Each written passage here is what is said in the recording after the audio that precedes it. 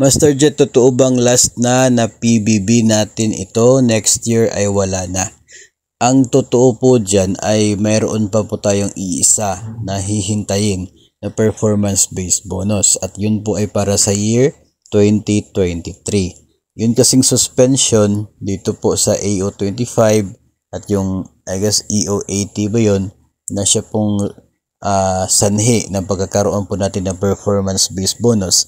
Yung suspension is effective sa ngayong taon 2024.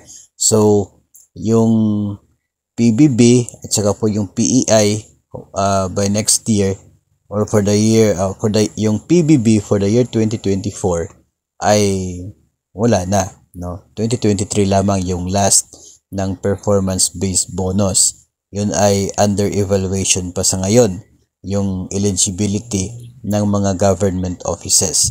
So ito pong PEI na isa din po sa kabilang sa mga nasuspende for the year 2024, tuloy pa rin po siya kasi nasa budget naman po. Then 2025, posibleng mawala na siya.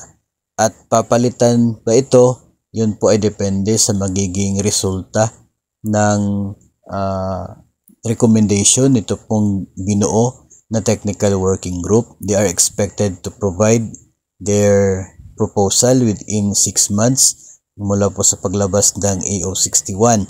So, abangan po natin kung ano po yung magiging pagbabago dito po related sa benepisyo na matatanggap ng mga government personnel sa pagkawala po ng PBB at maging ng PEI. So, baka papalitan ng bago, baka pwedeng mas mataas, magiging mas madali, o kaya ay baka mawawala na siya talaga.